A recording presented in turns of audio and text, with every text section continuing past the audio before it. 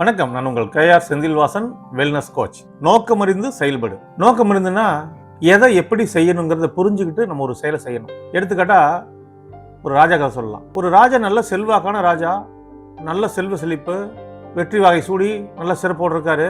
ஆனால் அவருக்கு என்னவோ ஒரு நமக்கு எல்லாம் இருந்துமே எதுவும் இல்லாத மாதிரி தன்னை எல்லாரும் பிச்சைக்கார ராஜான்னு சொல்றாங்கிற மாதிரி ஒரு தகவல் அவருக்கு செவிக்கு வருது. அதை கேட்டு அவர் மனசு கஷ்டமா வராரு.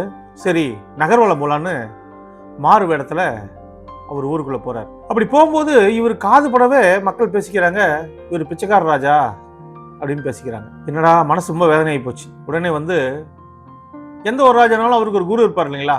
அரண்மனையில் ஆலோசனை பண்றதுக்கு ஒரு குரு இருப்பார். இவர் என்ன செய்யணும்னா போய் கேட்டுட்டு செய்வார், ஆலோசனை. அவர்கிட்ட போய் கேட்கிறாரு, குருவே, நான் இவ்வளவு தூரம் நல்லா ஆட்சி பண்ணியும் நான் நல்லபடியாக தான் எல்லாத்தையும் வச்சிருக்கேன், ஆனால் என்னை மட்டும் எல்லாம் பிச்சைக்கார ராஜான்னு சொல்றாங்க, ஏன்னு தெரியல, இதுக்கு ஒரு சொல்யூஷன் சொல்லுங்க அப்படிங்கிறாரு. அந்த குரு உடனே யோசிச்சாரு, சரி ராஜா, நான் ஒரு மாசம் உங்க கூட அரண்மனையில் தங்குறதுக்கு ஏற்பாடு பண்ணுங்க.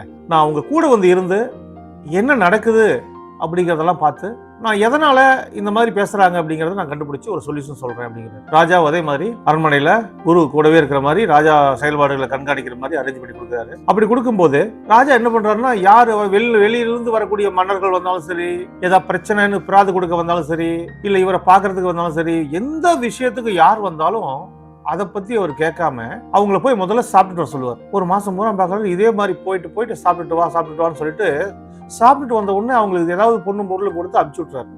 இதே வாடிக்கையா வச்சிருக்காரு. அப்ப இவர் பாத்தீங்கன்னா, யாராவது இவர்கிட்ட எது கேட்டாலுமே இவர் அதை அனாலிசிஸ் பண்ணாம, அதை புரிஞ்சிக்காம, இவர் அவங்களுக்கு திருப்தியா கவனிக்கணுங்கிற எண்ணத்துல போய் சாப்பிட சொல்லிட்டு வந்தாரு. இதை தான் குரு கிட்ட கேட்கிறாரு. அடுத்த ஒரு மாசம் கழிச்சு குரு கிட்ட கேட்கிறாரு, குருவே, நீங்க ஒரு மாசம் இருந்தீங்க, என்ன கண்டுபிடிச்சீங்க, எதனால எனக்கு இந்த மாதிரி மக்கள் பேர் கொடுத்தாங்க, பட்டம் கொடுத்தாங்க அப்படின்னு கேட்கிறாரு. அதுக்கு அவர் சொல்றாரு, நானும் உங்களை பிச்சைக்கார ராஜான்னு சொல்லுவேன், கோச்சிக்காதீங்க அப்படின்னு தன்மையா ராஜா சொல்றாரு. ஏன் குருவே இப்படி சொல்றீங்கன்னு கேட்கும்போது, நீங்க உங்களை பார்க்க யார் வந்தாலுமே அவங்க எதுக்காக வந்திருக்காங்க, என்ன ஏதுங்கிறது புரியாம நீங்க சாப்பாடு போட்டு அனுப்பிச்சா போதுங்கிற மனநிலையில் இருக்கிறீங்க. அப்ப சாப்பாடு அப்படிங்கிற மனநிலையில் யார் இருப்பாங்கன்னா ஒரு பிச்சைக்காரன் தான் இருப்பான். எப்பவுமே சாப்பாடு கிடைக்கும், இப்ப சாப்பாடு எங்க கிடைக்கும், மதியம் எங்க கிடைக்கும், நைட் எங்க கிடைக்கும், சாப்பாடுங்கிற எண்ணத்துல யார் இருப்பான்னா பிச்சைக்காரன் இருப்பான்.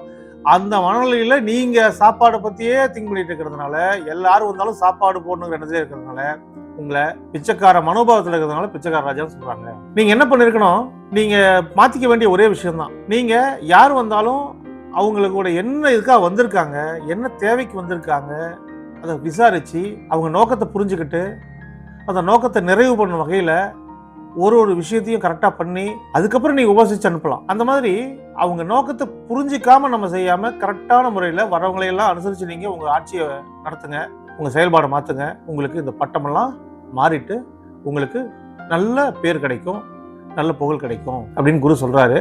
ராஜாவும் அதை கேட்டுட்டு அதுக்கப்புறம் அடுத்து வரக்கூடியவங்க எல்லாத்துக்குமே விசாரிச்சு அவங்களுக்கு என்ன தேவையோ அதை செஞ்சு கொடுத்து நல்ல பேர் வாங்குறாரு, நல்லாட்சி நடக்குது. இதுல இருந்து நம்ம தெரிஞ்சுக்கிறது என்னன்னு பாத்தீங்கன்னா, நம்ம கிட்ட யாராவது ஏதாவது சொல்ல வந்தா முதல்ல அதை கவனிக்கணும், கூர்ந்து கேட்கணும். என் வாழ்க்கையில கூட ஒரு நிகழ்ச்சி நடந்துச்சு. நான் ஒரு நண்பர்கிட்ட போயிட்டு இந்த பொருளை விற்கணும் அப்படின்னா இதெல்லாம் செய்யணும்னு சொல்றேன், சில வழிமுறைகளை சொல்லி கொடுத்தேன்.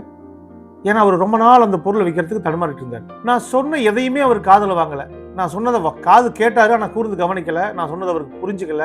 அவர் அந்த பொருளை விற்க முடியாம ரொம்ப தடுமாறி இருந்தார். அதுக்கப்புறம் நான் கூப்பிட்டு உட்கார வச்சு, நீங்க பாருங்க, நான் உங்களுக்கு வழிமுறை சொன்னேன், நீங்க கேட்கல, இதை செஞ்சா நடக்குன்னு சொன்னேன், அதை செஞ்சார், நடந்தது. இப்போ பாருங்க, ஒருத்தர்கிட்ட நம்ம இப்போ ஜென்ரலா நம்மகிட்ட ஒருத்தர் பார்க்க வராங்க, அவங்க நம்ம கிட்ட என்ன சொல்ல வராங்கன்னு முதல்ல கேட்கணும், புரிஞ்சுக்கிட்டு தான் நம்ம ஆன்சர் பண்ணணும். நம்ம அவசரப்பட்டு பேசக்கூடாது, அவசரப்பட்டு நம்ம மைண்ட்ல இருக்கா சொல்லக்கூடாது. ஏன்னா அவர் நம்ம கிட்ட நல்ல விஷயமும் பேசலாம், கெட்ட விஷயமும் பேசலாம். நம்ம அவசரப்பட்டு பேசுறதுனால நம்ம அவருக்கு தரக்கூடிய அந்த தகவலை கூட நம்ம கொடுத்துடலாம். ஸோ எந்த விஷயமா இருந்தாலும் பகுத்தாராய்ஞ்சு புரிஞ்சுக்கிட்டு அதுக்கான வேலைகளை செய்யணும். பாருங்க, உங்க லைஃப்ல இந்த ஹேபிட்டை கொண்டு வாங்க, சக்சஸ்ஃபுல்லா லீட் பண்ணுங்க.